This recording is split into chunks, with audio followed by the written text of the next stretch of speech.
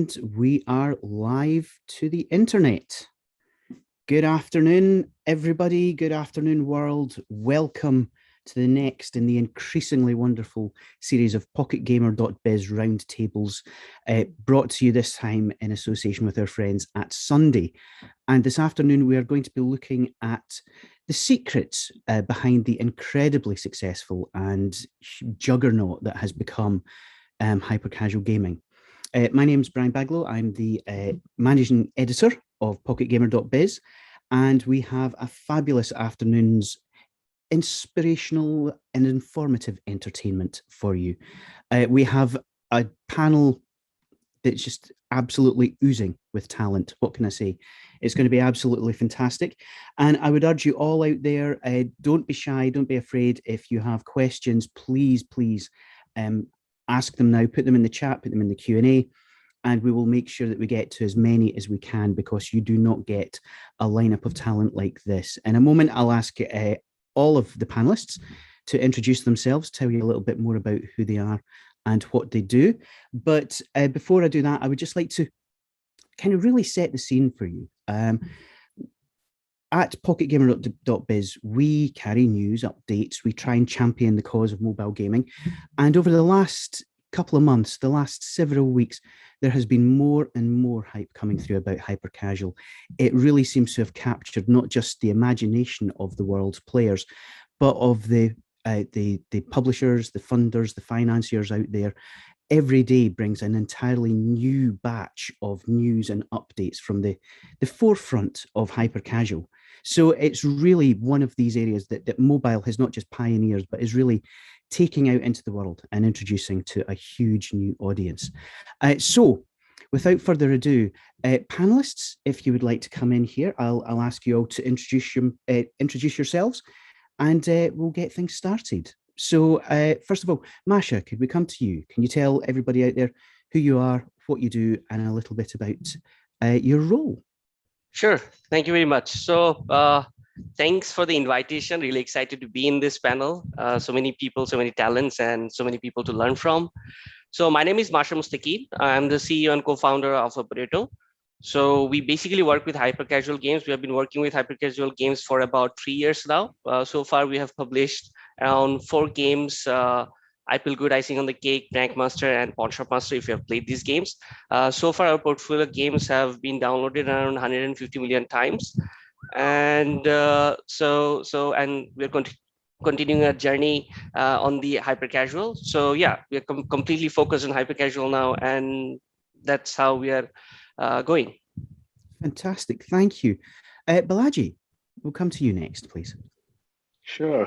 Hi everyone. Thanks, Brian. First of all, thanks Pocket Gamer for organizing this amazing panel roundtable, and inviting this esteemed co-panelists. One thing is cool to see that all of us have at least more than one hyper-casual hits. So we are going to be talking about relevant points here about the topic.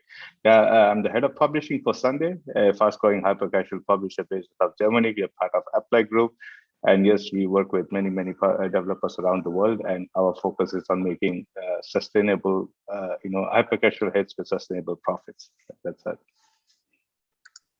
Wonderful. Thank you very much indeed, Balaji. That's perfect. And Riley next, if you would be so kind.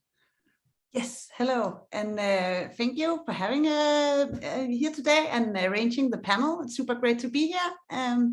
So I'm the CEO of Umami Games, and we also make hyper-casual mobile games. I think in this panel, we are probably the small developer. We are 8 people in total, and we have so far scaled 1 game. We have 1 hit. We do have others we have scaled as well, but they haven't worked as well as ABC Runner. So in January, February, we raised around $500,000 US, and now we're building out the team and also focusing a lot on our backend so we can use the data more actively. Fantastic, an active use of data. Bear that in mind, folks. I'm sure that's going to come back. Thank you, Riley. And last but not least, Sahi. Hi, everyone. And thank you, Pocket Gamer, for the invite. And hi, Brian. Hi, everyone on stage and in the crowd. So I'm Tzachi Lieberman. I'm running the product and data insights for Lightneer. a studio based in Helsinki, Finland, working with top charts publishers, already have several hits, each over 30 million downloads. I've been in the industry for quite a while, close to 16 years. So I've seen it all, and hypercasual is exciting, and it's a speed game, and I'm excited to see what's going to happen in this panel, which kind of war story is going to be shared. So thank you. Fantastic. Thank you all very much indeed. And can I just say, it's like as something of a pro home cook, the fact that we've got Alpha Potato and Umami in the company names is clearly tickling my palate. So it's yummy. Oh, I do beg your pardon. You see, No. you learn. It's not just the audience that are learning. I'm learning while we go. Fantastic, thank you. Well, what I thought we would do is, because we're looking at the secrets behind a hyper-casual hit, so let's go through the sort of the various stages of the game life cycle, starting off, I guess, with design, because it's famously difficult to come up with new IP in the traditional end of the games market, the PC, the console market. So when it comes to hyper-casual, where do you actually come up with your ideas? Do you iterate on existing licenses? Is it all about the new, the fresh, and the unexpected? Where do you actually draw inspiration from?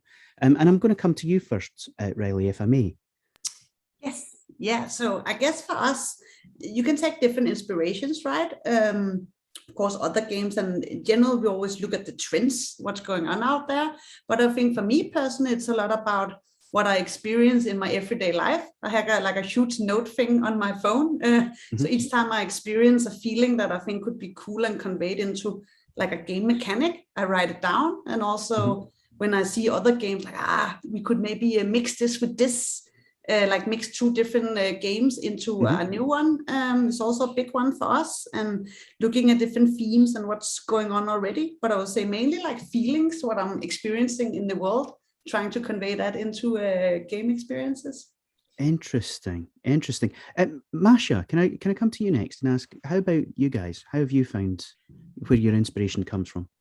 So we do it in many different ways. We definitely, like as I told everyone here, like we're like a 24 people team right now. So like a lot of minds are there, and different ideas are, we get lots of ideas from our team members.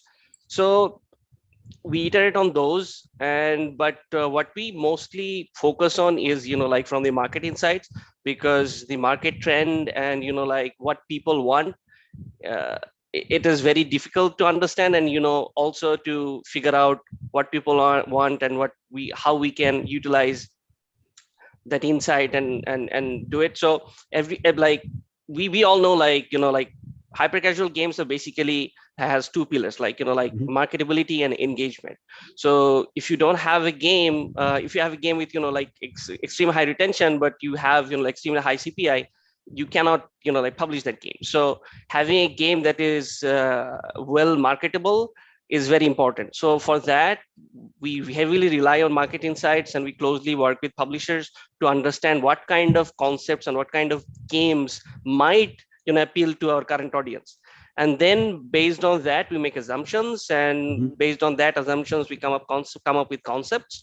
We try those concepts and learn from the tests and make new assumptions and go from there. That's how we build the concepts, test, and make new concepts. That makes sense. That makes an awful lot of sense. Sahi, would you care to chip in on this point? Sure. So as Masha mentioned, there are many ways to do that, and we are doing that both internally and externally. Internally, in terms of brainstorming with the teams, with the different teams, what is fun as in a day-to-day activity, what makes us tick, something that we saw online that make us tick, that we think can be a great concept. But also what I'm specifically looking on and helped by the team is looking cross industry. See first, check like every day. We have the systems for that, but also we do that as well manually. We look across social media, see what is interesting, what are the top views for specific trends on Facebook, Snapchat, TikTok, Instagram. That's the basics. but also look on different industries. So look into the sports, into entertainment, into the fashion, into the cooking industries, and see, hey, this is a trend that had 10 million views just in the last 2 weeks. So it's interesting for us to understand and dissect what is working there, what makes people laugh, what makes people play that game or comment on that game. So that's highly interesting. And we analyze that. We use several platforms. I don't know if I'm allowed to say names, but we have several. We're all friends here.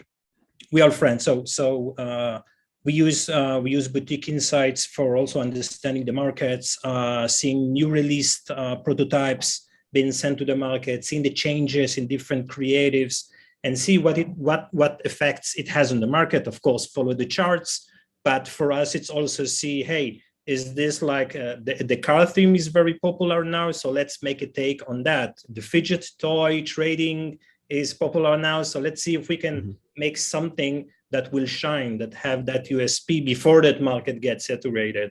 And of course, follow the fluidity of the market day by day, but it's mostly based on data that we get cross industry. And I want to give like just a couple of examples, if I will.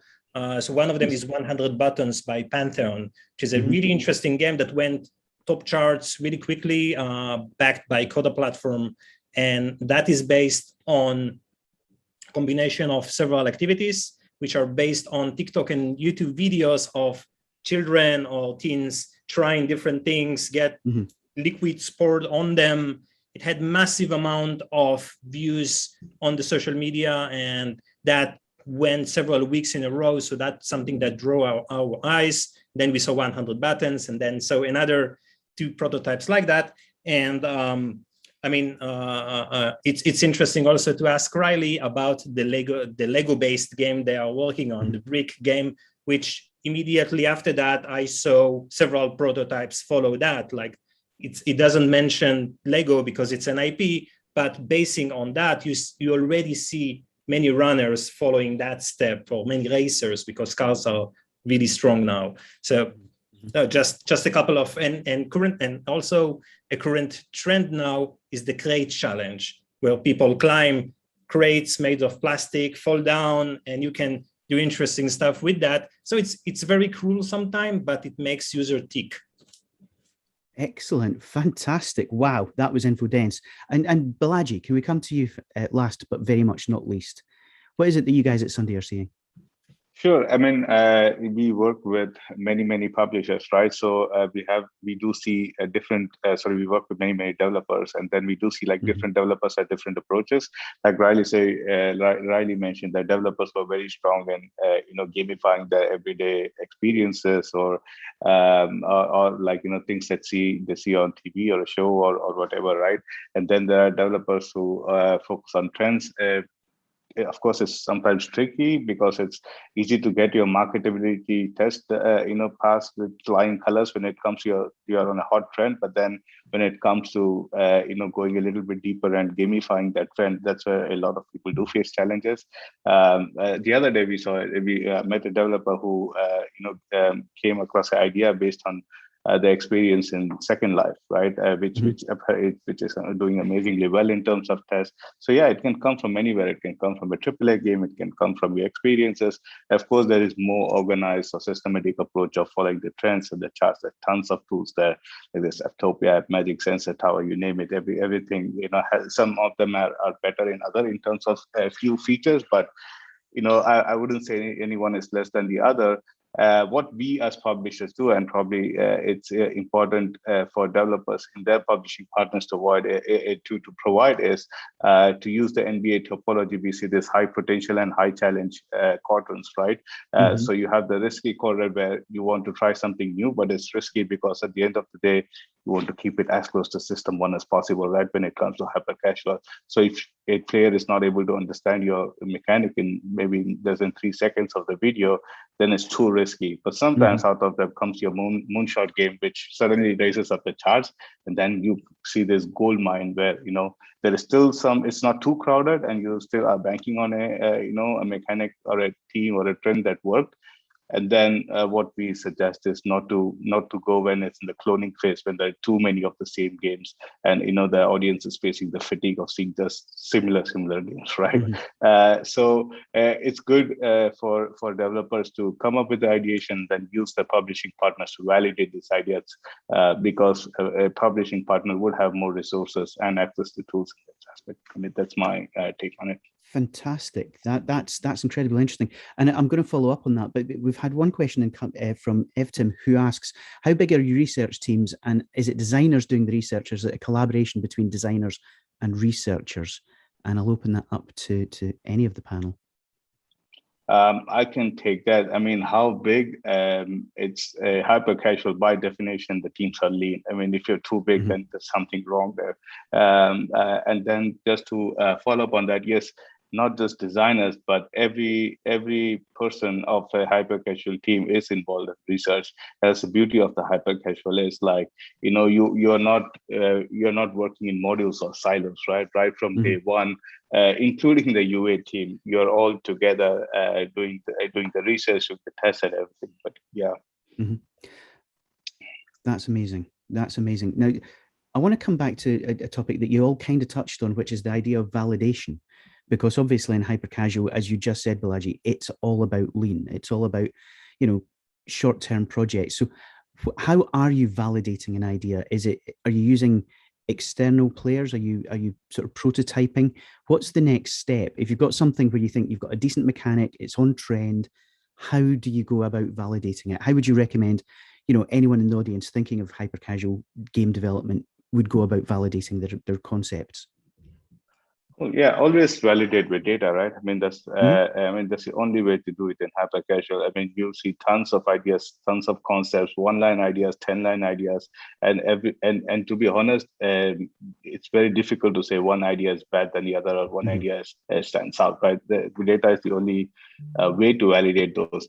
And yes, there are platforms that can help you instantly do it, right? Like Facebook, and specifically there are audiences that you can use to validate this data. For example, if you test on a Facebook audience network and you're testing just about marketability and don't worry too much about CPI in the beginning, if you do know that within a certain threshold you can get the CPI down during your scaling phase, and you just want to validate your idea or mechanic, it's pretty straightforward to do it with a Facebook audience network. And our suggestion is, since at hyper casual looking at a global audience, and you're looking at basically a business model is like you're looking at high CPM countries, right, where your LTV is greater than CPI. Just test in those markets. At the end of the day, you're not going after whales, or you're not going after specific user cohorts. Yeah, it's I think even for developers, it's super easy to do that. And I believe even people like Umami Games, for example, you test internally even before going to a publishing partner. Fabulous. Yeah, I would say Facebook as well. Testing CPI super early, or somewhere else where you trust the data, right? Whether you do your early test on Snapchat, TikTok, Facebook, as long as you know how to read the data, like the early data, right? At least, because I can share that we at Umami Games, we were a bit slow on getting moved from the whole Android, getting moved from iOS over to Android. And that can just give you a long period where you're testing and thinking, what the hell is going on? CPIs are just like rising, and you don't understand. And you're like, oh, is it us? Don't we know how to make games anymore, right? So being on the right testing platform is way better now on Android. But also being aware of the market all the time and being like changing over to where the market is lying is super important. Also, just to add to that, for example, if you're testing a game around a trend, probably TikTok is like a good audience for you, right? So yeah, largely these established platforms. Phenomenal. Thank you very much, folks. So I kind of have a follow-up question in terms of originality. We have another question in from the audience, saying which approach to ideas has more potential from your viewpoint, getting inspired by existing hit hyper-casual games or going for originals? So if we can fit that one in quite quickly. So I can give Please some do, of my Masha. opinions Yeah. about it. So so we at Alpha Potato, we mostly try for the originals, because what we have seen is when you're trying to like replicate from the existing games, marketability becomes very challenging. So if you can come up with something original, usually the marketability of that game is good, and the scalability of like marketing becomes much easier. uh, Normally if you're doing it from the like copying or like being inspired by existing games, then in the chances you're going to end up with something that cannot be scaled well. So usually what we try to understand from current market trend that what users want, and what are the core activities that users are doing, what are the experiences that users are looking for, and that kind of assumptions we make and come up with different new mechanics and try it in the market. And so far we have been kind of able to like generate kind of fresh experiences in the market, and have been able to scale the publishers have been able to scale those games widely. So that's what we at Alphabet are trying to do. Wonderful, wonderful. Any more for any more? Yeah. Okay. So we take a kind of a mixed approach in Lightneer, because we do look on the market and see those hits that we I wouldn't say replicate, but get influenced by. But it's highly risky to be all original. So we, on one hand, we have to ride on an easy to play, easy to understand mechanic that players already love, and it's easy for them to do the onboarding process and even understand for one video what is the game and how it is played. But on the other hand, we are looking on market trends and also doing trend prediction and trying to understand where the market will be in several months in terms of either events or different mechanics that are growing, or different teams that are growing slowly but massively. And then we try to give our secret sauce, our special, unique originality, whether it is in visual or whether it's in humoristic feature, to that game, and try to mix that together. And going back to what you mentioned about testing a game, so of course CTR is highly important. Even before you have a game, you can test with a video and see if this is interesting for our audience. And we also use, in different phases of that creation of the game, we use also Playtest Cloud, where we can take like 10 people that are representing like a cluster of the audience, and trying to understand their experience in playing that game. But of course, it's a longer process. Yeah, that's my take. That makes a great deal of sense. Wow, what a lot of fantastically good answers. So I've got a couple of another quick questions before we move on to more into the development side of things.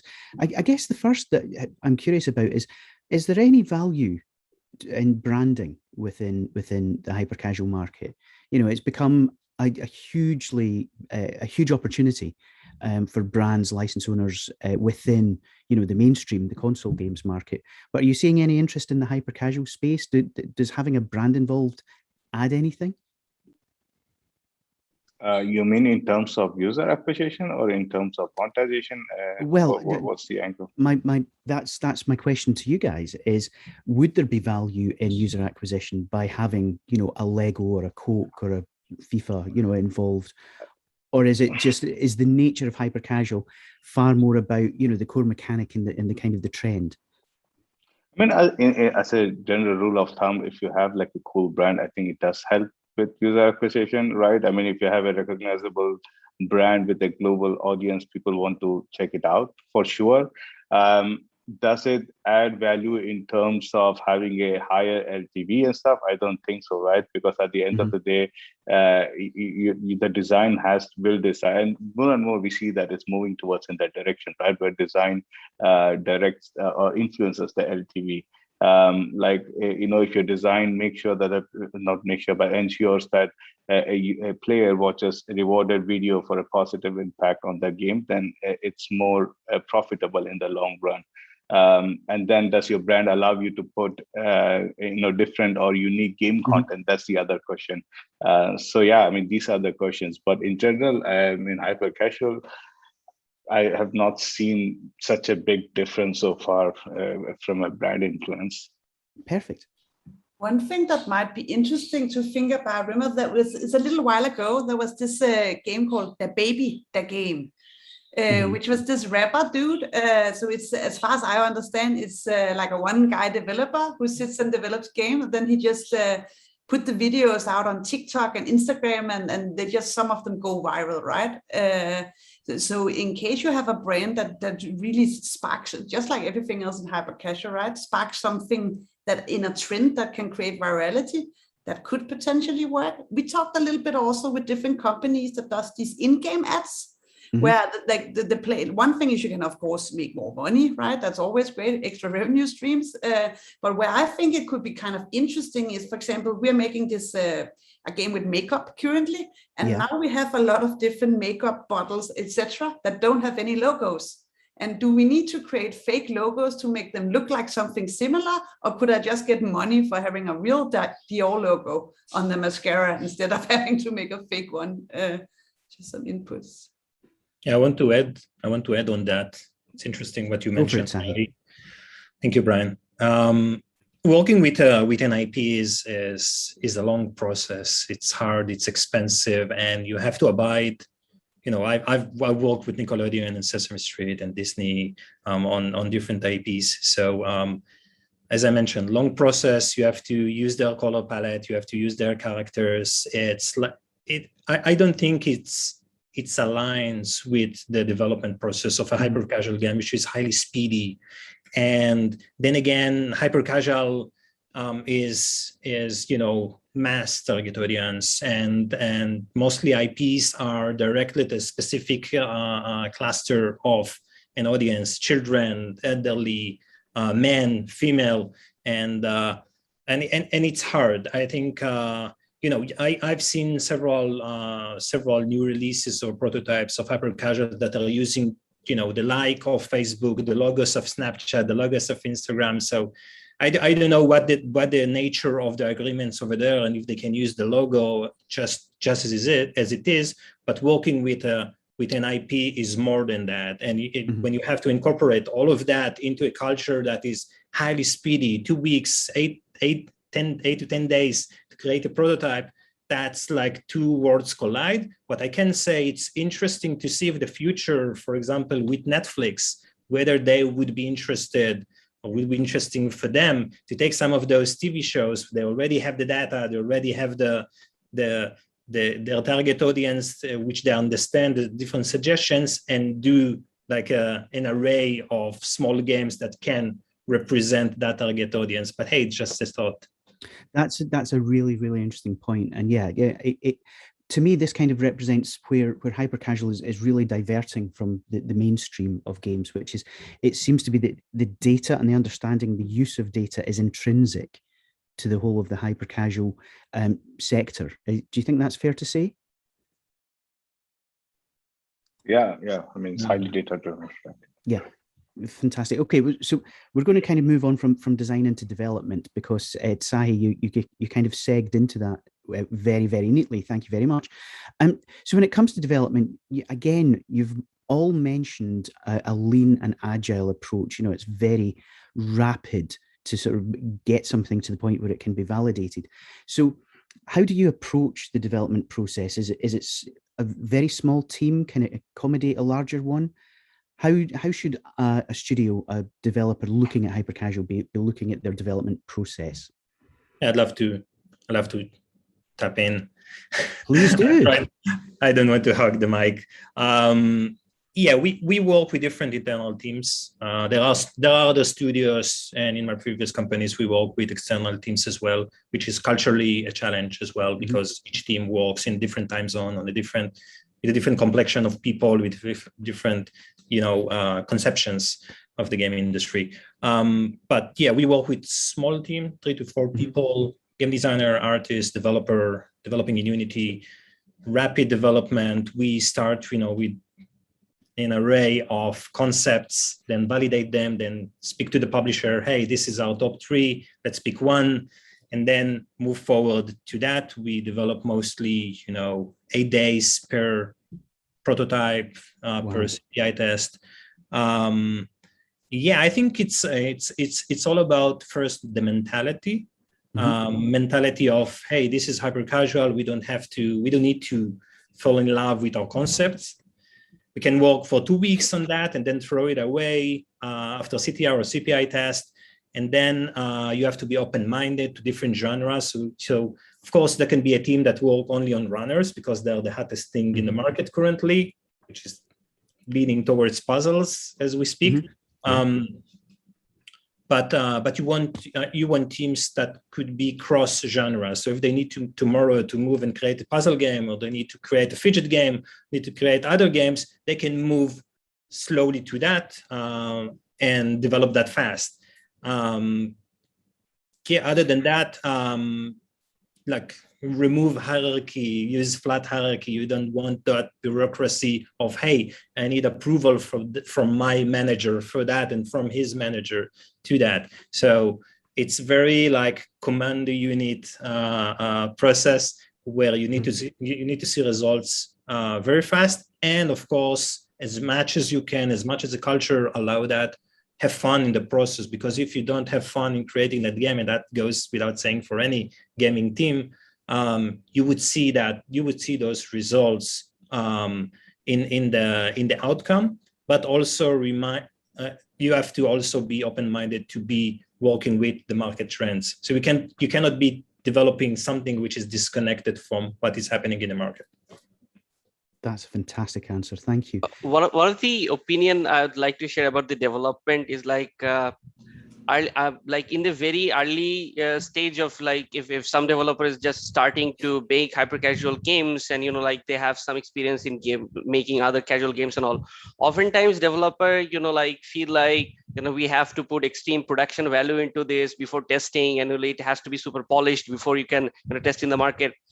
And for that like oftentimes developers spend weeks, even months into making a game and then testing it. So that's what I would say. It's a complete no-no for hyper casual.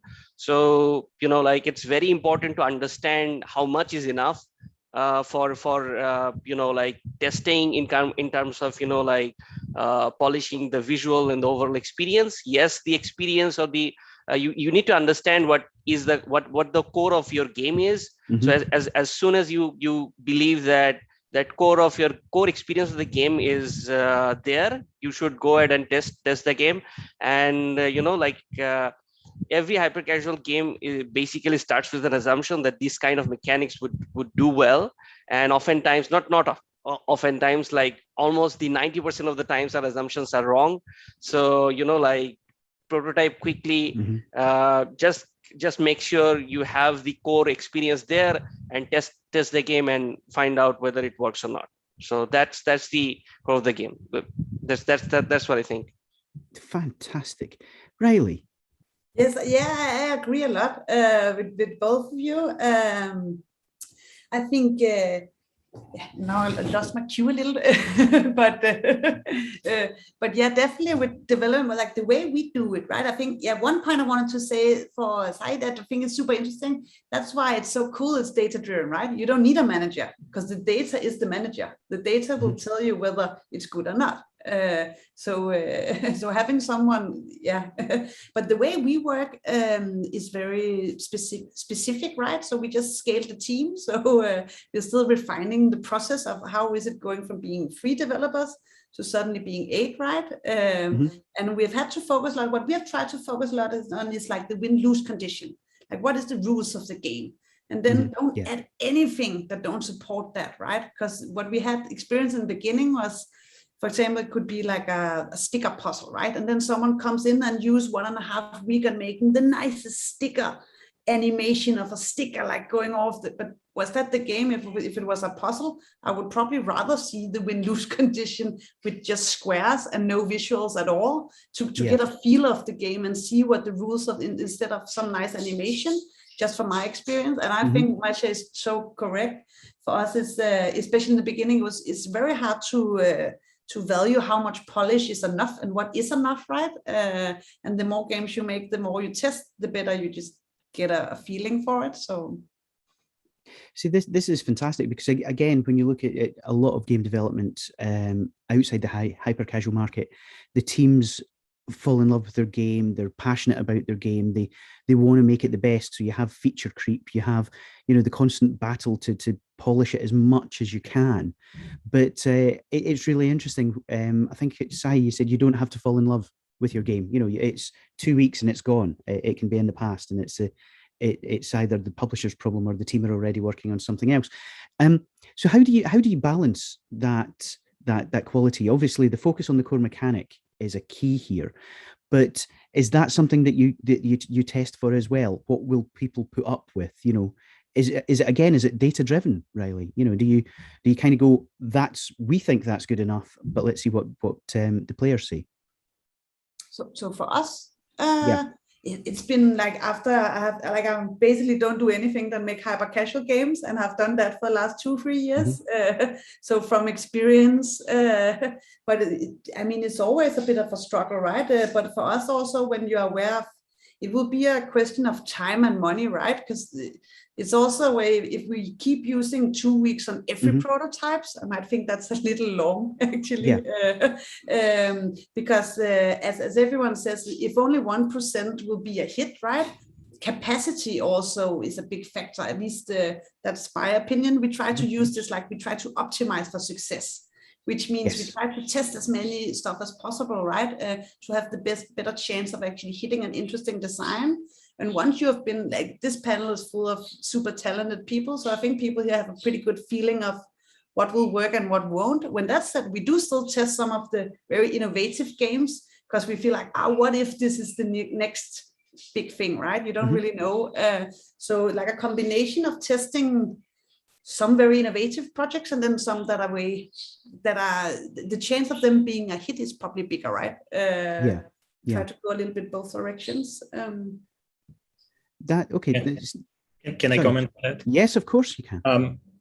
So we have to remember that normally for studios that work with a publisher, it's a two-way dance, because you have those weeklies with the publisher, and then you can use their insights and data-driven platforms, and you get that feedback from them by their experience, so they can also have like an eye on the market and say, hey guys, this concept, hey, you have to change the colors here, you have to change those features or those different mechanics. But of course, it's a conversation, because you have that secret sauce for that game, and which you think it's important to emphasize, that could make a change or make it a hit.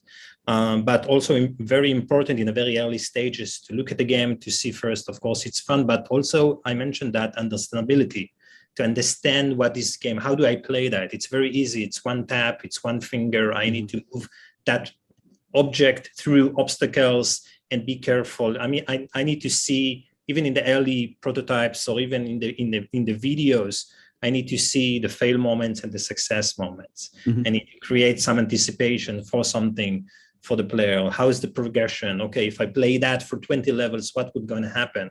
So you have to imagine all that and see, hey, is this interesting enough? And of course, your own team's experience, aside of those tests that you always do from when you have a prototype. That's it. Yeah, I would like to just add a couple of things to that. Go for it. If you're working with a publishing partner, always use them as a sounding board, right? Sometimes it happens that you do your best possible research, and with your limited amount of time, because usually you're small teams, right? And then it so happens, because hypercasual is so fast, that in the 2 or 3 weeks that you've been prototyping, suddenly you have like 20 games with the same mechanic or same theme pop up, which you might not look into because you're already in the development phase and you're you're not researching anymore, but your publishing partner would be able to give you that insights. Hey guys, you know what, maybe it's time to take a break on this and move on to the next concept, right? That can be one thing. Or sometimes, you have a great idea that does great on your marketability test, but when it comes to product, maybe it's too hard to take it beyond a certain level, right? So it's always good if you have some kind of an internal, some kind of a benchmark that with every iteration, you're able to increase your D1 by at least like 5%, and you're able to increase your playtime by at least like 100 seconds, right? That gives you like a database decision making process as to whether this is going forward or I'm like flattening out on this idea. So I would say, just use your publishing partner's resources as much as possible.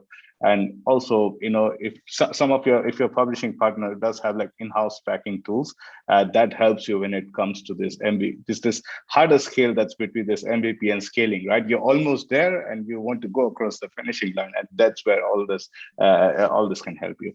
Yeah, that's absolutely golden, Balaji. Thank you very much indeed for that. And that brings me to a couple of questions that have come in from the audience. So the first is it possible to develop and publish hyper-casual games on your own, or do you need a team? And I would actually add to that. Do you need a publishing partner?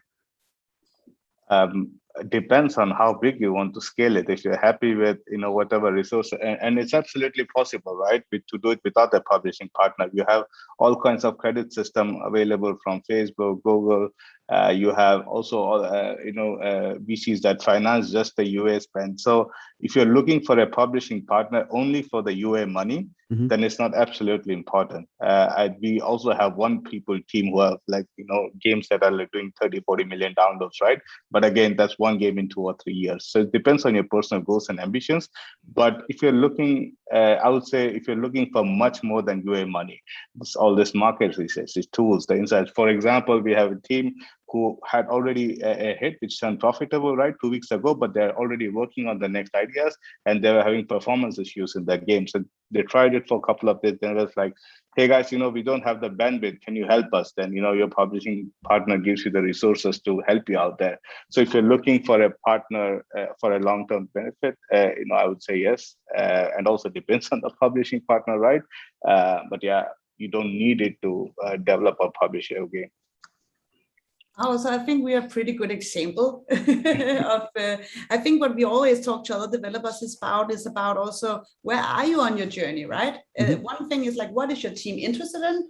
Second is, where are you on the journey? For example, I can say for ourselves, in the beginning, we worked with some of the biggest publishers out there because we needed know-how, right? We come from the game industry, from tactile games ourselves, but they make casual games. So we needed to learn what hyper-casual was. So we wanted to work with some of the biggest publisher in the beginning. Now we work with Joypack, a smaller publisher that helps with other things, but don't really, where it's maybe more like a partnership. That works very well for us. We have a dream, we want to self-publish, but that's also because our team have the interest of self-publishing.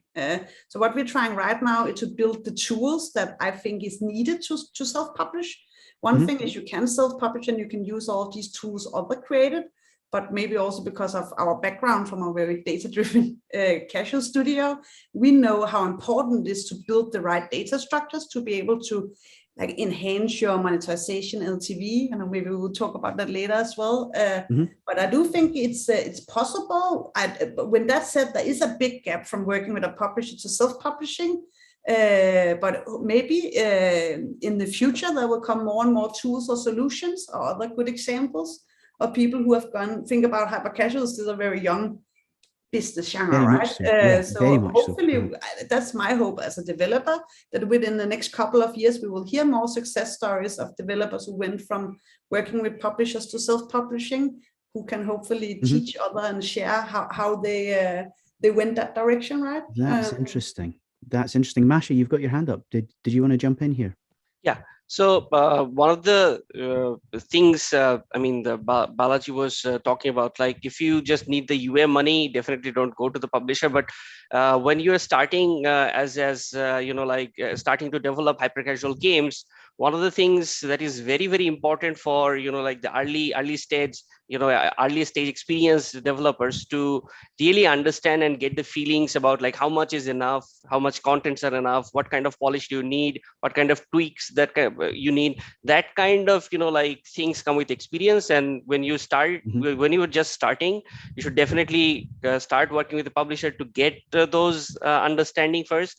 Without that, like you are most likely to overspend your time and resources into something that you're not supposed to, because as also Balaji said, like you probably started with a concept, and then like hyper casual is a very speedy market, and like you started with a concept, and within a week there will be like there can be like 20 different games with a similar concept. So that kind of market insight, and also the experience and understanding about the mechanics and themes, those things come with experience. And if you're just starting out, you definitely should start with a publisher.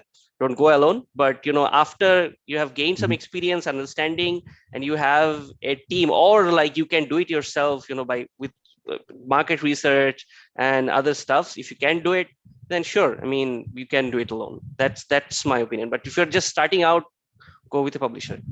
Fabulous. Sahi, you wanted to jump in. Yeah, just to summarize what everybody has mentioned here. Wonderful. It saves me the job. Excellent. Yeah, so mainly I see a studio evolution as three phases. Starting as a team, starting to develop games, hyper casual games, understand the market, maybe thinking about even hybrid casual games, then starting, failing, then maybe succeeding in a medium way, and then looking or being noticed by a publisher, which for me it's also like a sign of prestige. If you start working with a publisher, it's something that exposes you to plentitude of data insights, platform of different mechanics of how do we work together as two different teams. There's a small studio and there's a whole team of UA, monetization, and data that works with you and scaffold you on the way to potentially creating a hit. And then if you would like to move to the next phase, which is self-publishing, you need to have that knowledge of user acquisition, monetization, and the sorts, and as well, the funds to do that.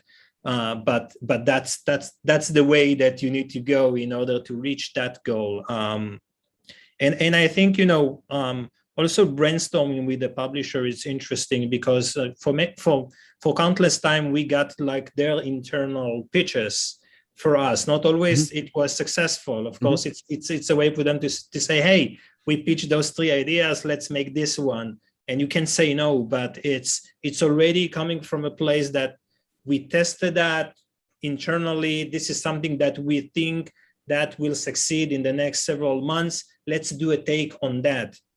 And it's important to be in the process to understand the relationship, and also make your name out there. It's like a good free PR for you. Hey, this small studio is working with Voodoo or with Sunday or with Crazy Labs. That's a sign of performance or quality. In my opinion, at the very least. I was about to just mention that as well. And just to add to that, it may happen that not every studio or team is the same, right? You might lack the resources or the expertise in coming up with this marketability ideas, but you're really good at design. You can go deep, and that's where a publishing partnership can help, because publishers are more than happy to give you ideas if you can make a game out of them, right? I definitely agree. And also just want to say that we have now researched what the perfect publishing setup for almost a month, right? And it's a huge jungle. If you don't have a pure, very, very deep interest within data structure and forming like a setup, I would say go with a publisher for sure. And then also say at Umami Games, we've been here since 2019. We wouldn't be where we are today if it wasn't for the publishers we work with. So yeah, just to say it also, so people don't get the idea that self-publishing is easy in any way. It is definitely not. Yeah, and definitely not with the whole SCAD network and Google also going into the app tracking trend. Yeah, just to say it is do not underestimate it. I don't even have to pitch publishers. That's amazing. Well, there you go. You see, Just kidding. This is all coming together very nicely, and we've also seamlessly moved into the realm of publishing while we were at it. So, this is just ticking along perfectly. So the other question, I guess, when it comes to publishing is what do you look for in a publishing partner? Obviously it's filling in the skills gaps. It can be the money for user acquisition. It's like, where else can a publisher add value to a small development team or somebody who's not yet got that far on their hyper-casual journey? Sorry, is that a question for me or? I'm just opening this up to everybody, but yes, Okay. Go on, Balaji, please, if you would. Oh, sorry. Well, like I said, many things, right? Depends on yours. I would like to give like a real example that is very recent and very relevant to this, right? We have this we have a developer partner studio called Regular Duck Turkey, 7 months old. Young chaps. When they met us, there were just 2 or 3 people. Had the concepts out, was turned down by another publisher. We looked at the game, really loved it, turned it around, we published, and now the game is profitable, right? And then Regular Duck does have an option if they want really to try to self-publish, but what we did is after 2 months of the game being live, we increased the LTV by 30%, right? Now the studio sees this value in a publishing partner, and for them to build, they have 2 choices: either to, grow their team by 3-4 times and build all this, plug in all this, expertise, or just making great games that they enjoy. So they decided to do that and said like, hey, you know what? We want to add like maybe one more part. Classic part in hyper casual is like a designer, 2 coders, and 1 artist, right? That's how you make sure you have like 4 to 5 prototypes a month, and then you just keep on adding your pods. So it really depends if what kind of partnership you're looking at. You want to just keep coming up with cool concepts that work, make the games release and move on to the next one, or you want to evolve yourself into a self-publishing outfit. But to be honest, I would say it's really possible to be hybrid, right? You can publish 1 or 2 games yourself. Why not? But it doesn't mean that if you have a case or if you have a game where you want a publisher to partner up, nobody is going to say no to like a good game concept if they have to scale and make it bigger as well. And in today's world, it's totally possible not to be exclusive to a publisher. Of course, you have benefits of going exclusive, but it's also possible to be independent in that sense, right? So you really look at the publisher. Do they have the team to help you? Do they have they provide you like we belong to the App-like group, so we do leverage that business intelligence tools and data that we get from other sister companies. We provide it to the developer, and one of our principles is developer empowerment, right? What that means is we give the right set of data, the expertise, and the creative feedback for them to make the decision. So I would say the growth is faster in that way when you have that kind of a partnership, and still it leaves it open for you to do whatever you want. Wonderful. That was pretty comprehensive and very on message. So congratulations. Anyone else want to jump in on that? That's okay. Don't feel that you have to, because we're moving on to possibly the most fascinating and important topic of the evening, which of course is monetization and lifetime value. As we all know, or perhaps we just suspect, hyper casual can be huge and incredibly lucrative for the right game. But when it comes to monetization, what is it that we're talking about? Are we still talking about just huge numbers of people but rewarded video ads? Where do we see hyper casual going? It's how do we actually take that next big step? I think there's a difference in saying maybe where is hyper casual going and where is it right now. Sorry, you're quite right. Where are we right now, Riley? I mean, in my experience right now, we're still at the stage where the majority of the games are being monetized with interstitial and rewarded ads, right? And very, very light in-app purchases, right? I do feel like we see more and more guesses or tries on hyper casual. We've seen, was it Homer called it Idle Arcade, and differently where we see more and more features, I feel like, from the casual genre being placed within hyper casual and different tries on it. So where is it going? I mean, I can only say for ourselves, we are definitely looking into hyper genres, more classic mechanics. It could be the puzzling ones in all different kind of forms and trying to combine them. But I think also one needs to maybe look a little bit on your team, right? Whether is it doable, right? To go that direction. I've heard a lot about the in-game ads lately as well. I think there's a lot of, if you have a super cool, that's our vision, right?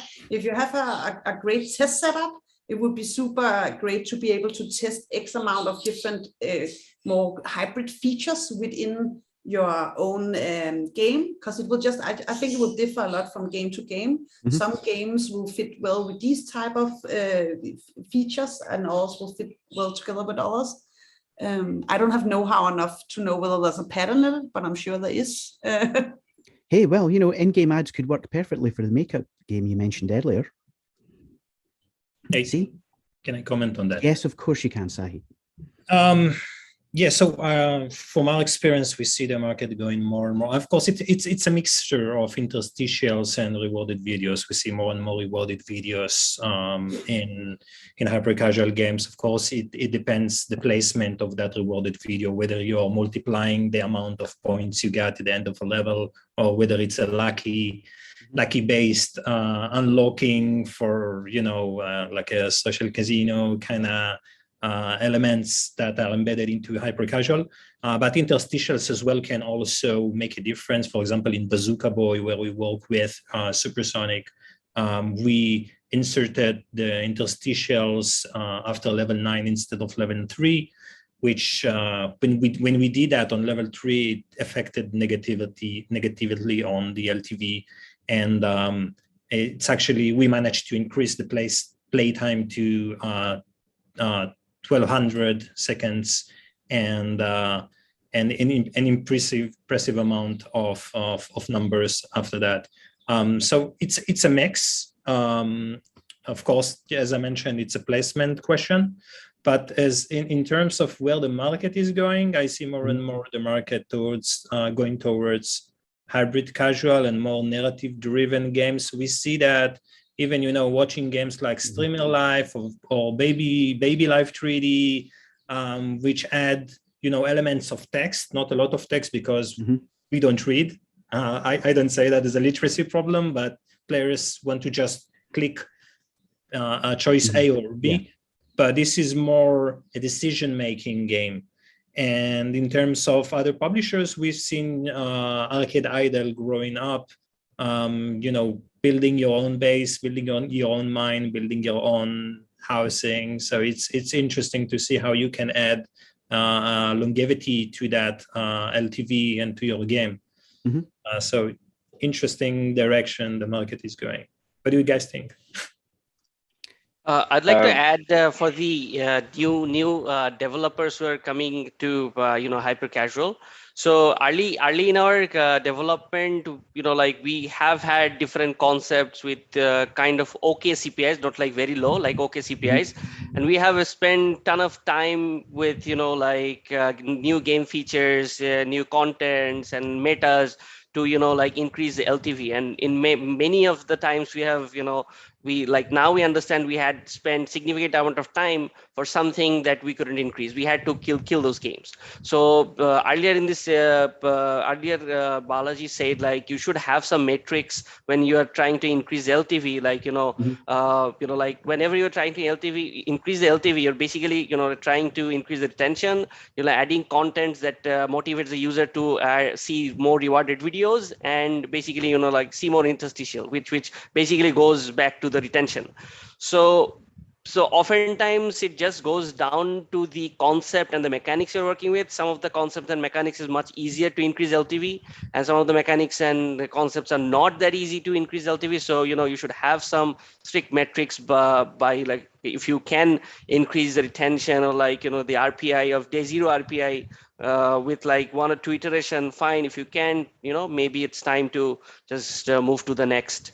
next concept. So that's what I wanted to add. So yeah, Balaji, go ahead. You want I interrupted. Oh no, all your good, all good points. So where it's going, it's a couple of questions here, right?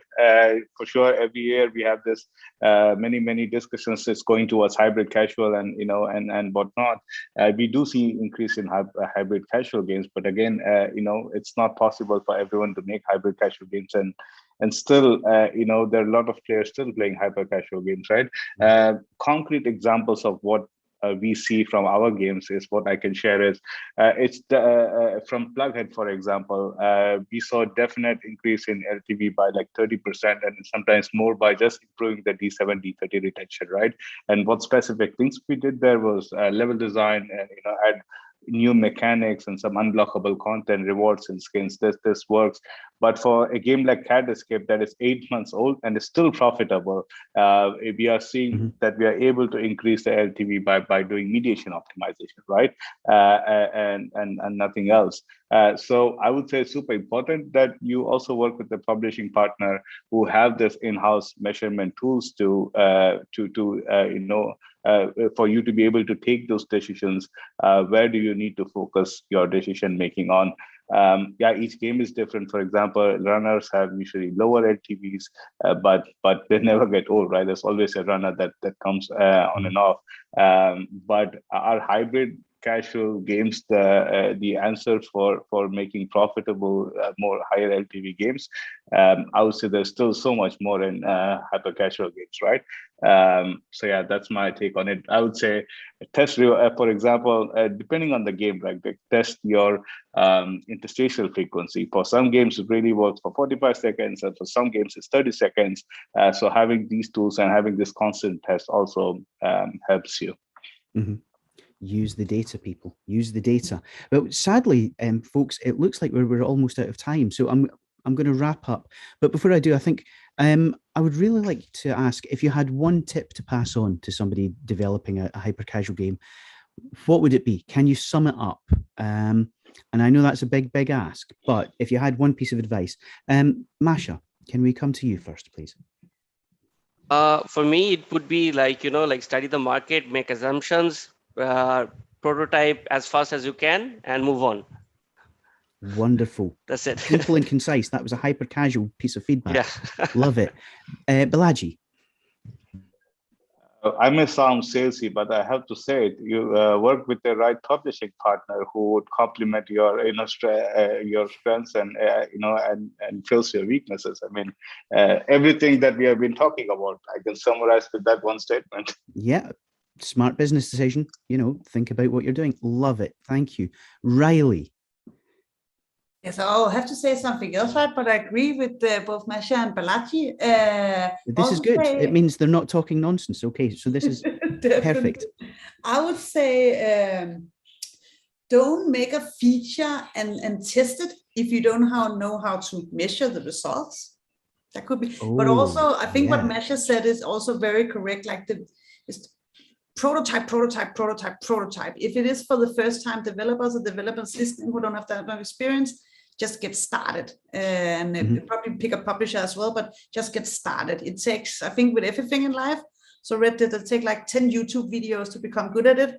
The same with games. Start making them straight away. It will take a couple of tries to become good at it anyways. That is superb. Thank you, Riley. And Sahi, last but very much not least. Last but not least. So I could say develop fast, kill faster, right? It's catchy, but I think really the secret, in my opinion, is always be data driven. That would lead your decision. Look around you in different industries. The ideas are not coming only from games. It's from fashion, it's from cooking, it's from sports, it's from wrestling, it's from so many adjacent worlds that you need to be inspired with. So always look into that data, but also, ask the teens around you, what do they play? What do they watch on TikTok, on Snapchat, on other? What make them wild? What's the one video they all see in school? So it's not just that audience, but you would see that transition really fast from the TikTok viral video, the Snapchat viral video, the YouTube shorts. interesting videos to something which is immediately a prototype that is tested and weighted against others. So be data driven. Don't fall in love with your game. Phenomenal. Just after it makes money. If you didn't watch the rest of the video and you only watched the last 3 minutes of this whole roundtable, you still walk away with some really, really valuable advice. Folks, I cannot thank you enough that we had a huge amount to fit into a very short space of time. Ladies and gentlemen, people of the internet, if you asked a question we didn't get around to it, I apologize, but do come back to the next one. Do keep your eyes on PocketGamer.Biz, because obviously we will make sure that we cover as much of this as we possibly can. So I need to let you know about the big hyper casual pitch, which is taking place as part of Pocket Gamer Connect's digital number 8 in the next few weeks. If you're working in a hyper casual game, if you've got a concept that you think is worthy to be published by one of the big publishers out there, like our friends Sunday, then do come along. We would love to see you there. That's just about it for this afternoon. So it only remains for me to thank Masha, Balaji, Riley, and Sahi again. It has been a real pleasure, folks. I hope you all enjoyed it, and we look forward to seeing you at the next one. Thank you very much. Take care. Thanks, Brian. A pleasure Thanks, to be here. everyone. Thanks. Thank you for Thank having you. us. Thank you. Thank you for having us. Yeah. Bye-bye. Thanks, folks. Bye. Take care now.